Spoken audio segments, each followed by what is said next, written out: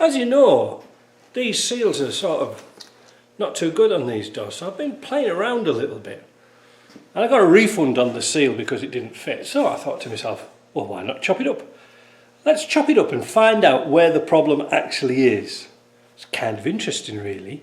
So what I've done, first of all, I'll cut the top corner out, the one that was sticking out the most, and I'm going to shut the door now. I'll try and shut the door. And you can see we've still got a bit sticking out here now. You're thinking, but you haven't put anything in the bottom. Well, I did. Look at down here.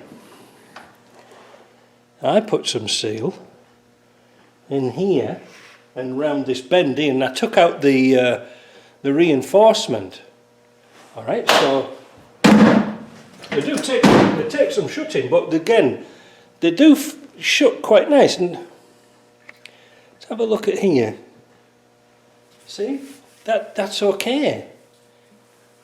This is sticking out a little bit, but not too bad. But the top's still sticking out. So, part of my experiment was this.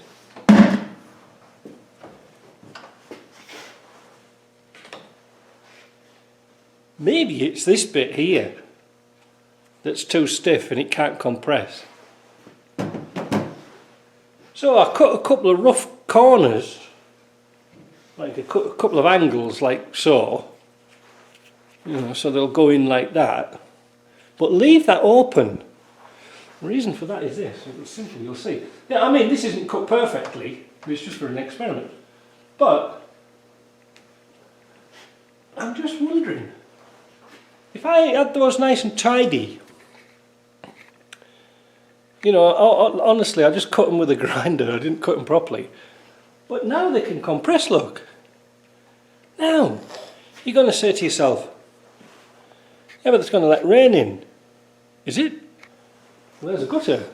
The rain would have to come this way, and you're going that way. Well, no, you're going this way, and the rain's going that way. Let's have a look. Oops. It's similar, but not quite the same, because I can push it in, look, with one finger. That means the door needs a twist. Ooh. So, and because this is all nice here, and it's just this top bit. In fact, a blind man on a galloping horse wouldn't notice it. And it shuts a lot better. Is this the answer? Here you can see on the door pillar, I've zoomed in, I'll see if I can zoom out and you might be able to see it a bit better. You can see where we are. So there's the top of the tub, and there's the side. And I've just put a piece on the door here. So I'm going to zoom in and show you what happens when I shut the door. There is an ample space in there, look. It has actually worked quite well. And that's nice and flush. Do you know something? I'm thinking that looking at this here, now you can see this here, look, you see, I need to push it in. This could be just a door twist.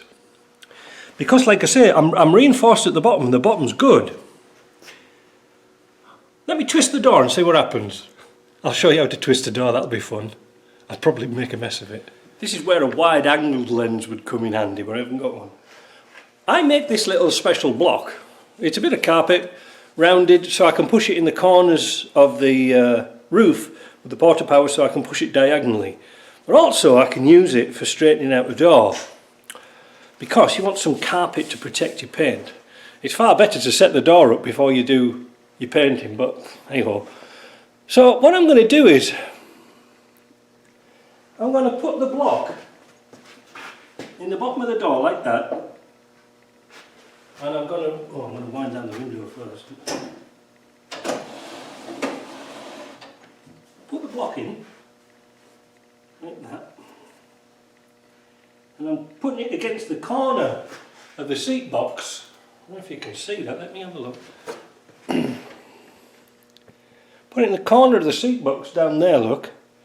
It might not be long enough, but we'll give it a go. And what we want to do is press this door at the top and see if we can twist it.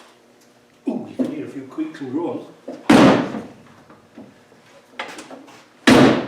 Oh, oh, look at that. Oh, I'm so pleased you saw that live.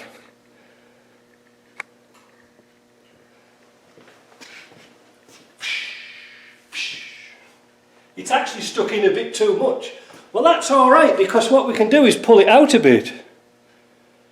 Wow, look at this, and just to prove it,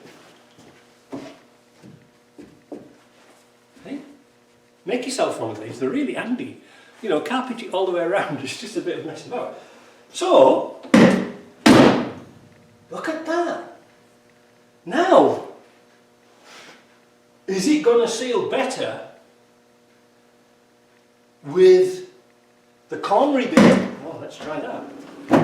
By chopping up the rubbers here, it gives us good access to see what's actually happening with the bottom seal. Now, this is obviously a 200 TDI, and it's the older type of seal, but we can see quite clearly here that the seal isn't compressing fully.